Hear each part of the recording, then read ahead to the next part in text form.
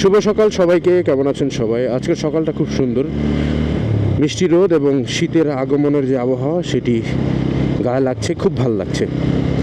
তো এই ওয়েদার দেখে একটা কথা মনে পড়ে গেল, সেটা হলো কিছুদিন আগেও যখন গরমকাল ছিল তখন কিন্তু এই সূর্য যখন উঠতো এবং রোদ গায়ে পড়তো তখন কিন্তু একটি মানে বিরক্তিকর অবস্থা তৈরি হতো। আমরা বিরক্ত হতাম, আমরা সূর্যকে গালাগাল করতাম।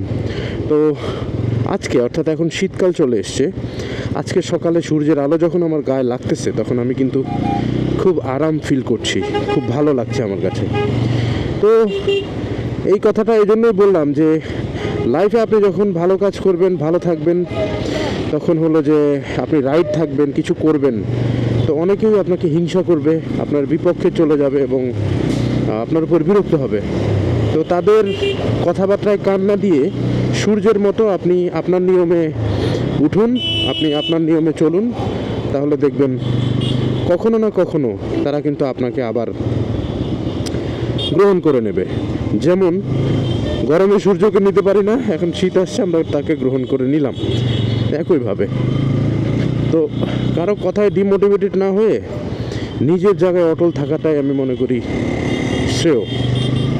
কথাটা এই কারণে বললাম, সেটা হলো আমি এই যে মোটো ব্লগ করি, তারপরে গ্যাজেট কিনছি এত টাকা দিয়ে, ক্যামেরা ট্যামেরা এসব কিনে বেড়াই, তো আমার খুব কাছের কয়েকজন মানুষ আমাকে মানে জ্ঞান দিতেছিল, বা তারা আমার ওপর বিরক্ত যে আরে কী করো মিয়া, টাকা পয়সা নষ্ট করো, ক্যামেরা কিনো, হেলমেটের সামনে এটা সেটা, হ্যাঁ, তারপরে এইসব এখন কেউ করে নাকি, ছাপড়ি এই সে অনেক কথাবার্তা। সো আমি যেটা করছি বা আমি যেটা নিয়ত করছি যে সূর্যের মতো আমি আমার নিয়মে চলবো, আমি আমার নিয়মে কাজ করব, কে কি মনে করলো না করলো কোনো ব্যাপার না। But once upon A time যখন ভালো সময় আসবে তখন তারাই হয়তো বা আমাকে আবার অ্যাপ্রিসিয়েট করবে বা আমাকে তারা পছন্দ করবে।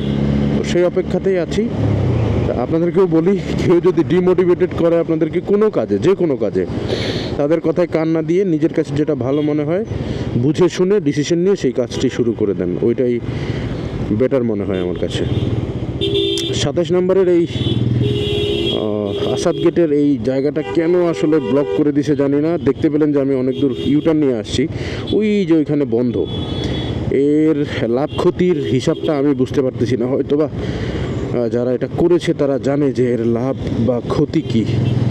আমার ক্ষতি হয়েছে যে আমাকে কিছুটা পথ ইউটার্ন নিয়ে আসতে হয়েছে, কিন্তু এখানে কেন ব্যারিকেডটা দিল জানি না, আননেসেসারি মনে হচ্ছে আর কি।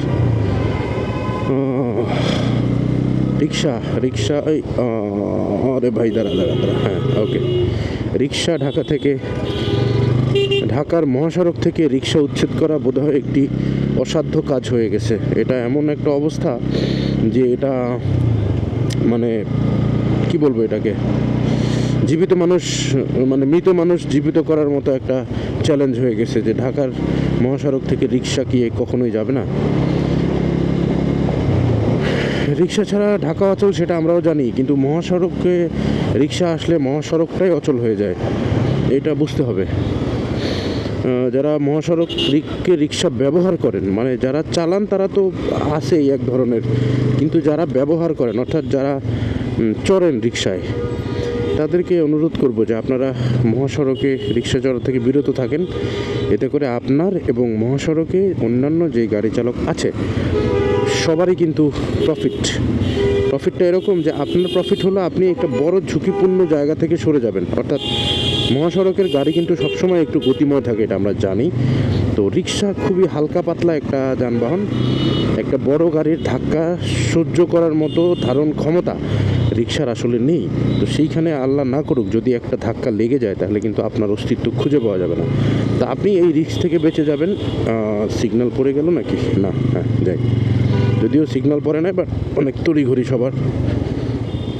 এই যে দেখেন রিক্সাটা, দেখেন খুবই ধীর গতি, ও না ওভারটেক করতে পারবে না কিছু করতে পারবে। তো এই সব কিছু সিগনিফিকেন্ট কারণেই আসলে রিক্সা বন্ধ করা উচিত শুধুমাত্র মহাসড়কে। দ্যাটস ফাইন, গলিতে চলতেছে, এদিক ওদিক চলতেছে। ওয়েল, ভালো থাকেন সবাই, সুস্থ থাকেন, খোদা হাফেজ।